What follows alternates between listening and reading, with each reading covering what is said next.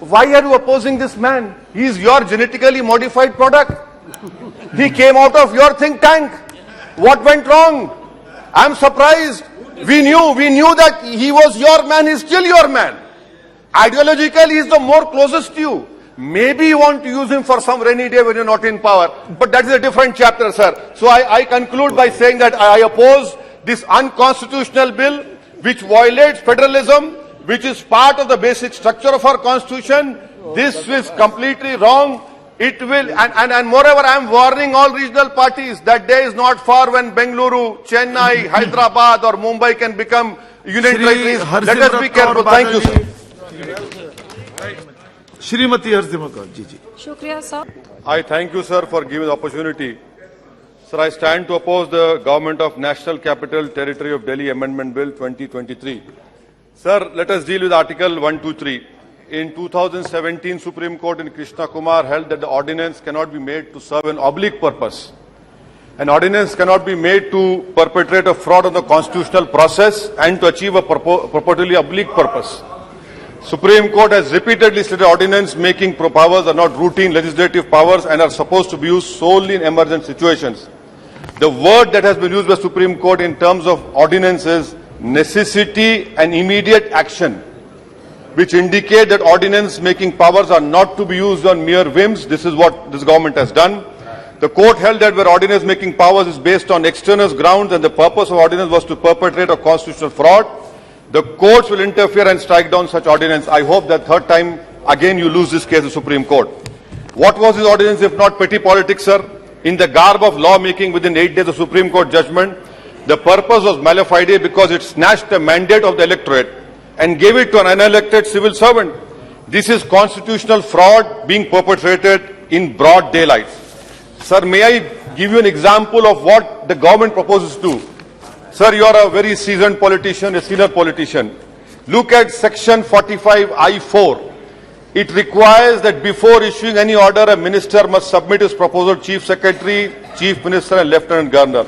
And the list of that matters submitted to LG is expansive. It includes 45I4I matters likely to affect peace and tranquility of NCDT, 45I4 subsection 9, any other matter of administrative importance which the President of India may consider necessary. This basically means that before doing anything at all, the ministers will have to seek the permission of Shri Amit Shah. What use having a minister at all? Similarly, sir, let us look at section 45J subsection 3, which places a duty on the Secretary to Council of Ministers to bypass the CM and inform the LG. Similar clause 4 of 45J4 requires the department secretaries to determine that something is likely to cause controversy with the central government, Supreme Court, other state high court. Once they have determined it, they are required to report to LG. The CM is a showpiece. He's a showboy over there. Now, section 45J subsection 5, the chief secretary is required to ignore the order of the CM minister, report to LG anything he determines is a violation of the act.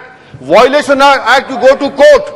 And that is why we have in our constitution article, sir, you want to speak? Please. Sir, please. that is why in our constitution we have article 311. Every legislator said that if a civil servant does an act in good faith, he is protected. But you are saying that, oh, if you should determine what is violation, then why do we have courts? Let us go close down the courts. Sir, another example I want to give you, in the recital to the ordinance says that ordinance wants to ensure that the will of the officer of GNCD is represented. Sir, officers have no will of their own. The only will that matters in our democracy is the will of the people that is expressed through elections. This bill which you have brought is horrible, absurd, sir.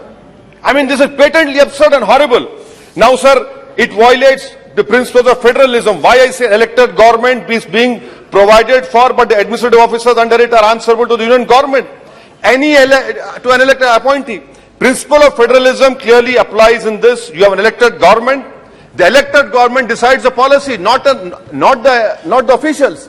I can understand the pressure which the ministers are facing, but for God's sake, don't put your pains on other elected governments. In this way, in the blatantly wrong way, sir. Sir, and I want to the Honorable Home Minister is here. He quoted Pandit Nehru. Let me quote what Nehru said in 1930 in Ludhiana State People's Conference in 1939. Nehru said the only final authority and paramount power that we recognize is the will of the people.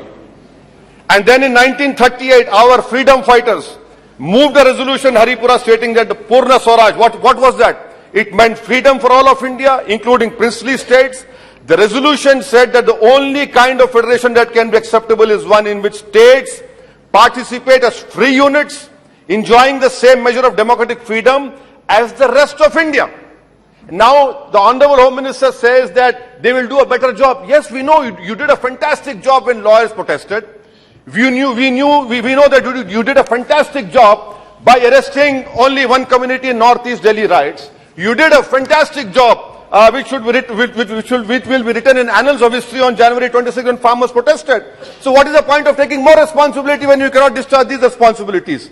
Sir, but at the same time, it is unfortunate that it is a lesson for this Delhi government. You supported the removal of 370. So what goes around comes around. You cannot shout victim now. And sir, I want to know from the Honorable Home Minister replies, Atal Bihari Vajpayee government had tabled a bill in this house for complete statehood. Maybe you were there, sir, at that time. You placed a bill in this house for complete statehood. What is your policy? Why is the government demeaning the dignity of this august house?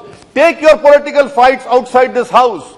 We want to know what is your position on that, sir. And also, sir, please, if you want to end this farce, remove our 69th amendment. Remove this farce. Remove our 69th amendment. No need of that. And lastly, sir, why are you opposing this man? He is your genetically modified product. He came out of your think tank. What went wrong? I'm surprised.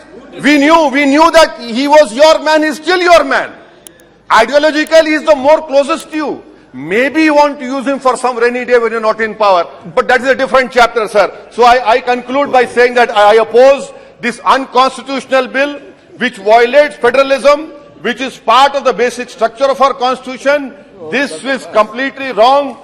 It will, and moreover, I am warning all regional parties that day is not far when Bengaluru, Chennai, Hyderabad or Mumbai can become union territories. Let us be careful. Thank you, sir. Shrimati Harsimrat Kaur ji. शुक्रिया sir.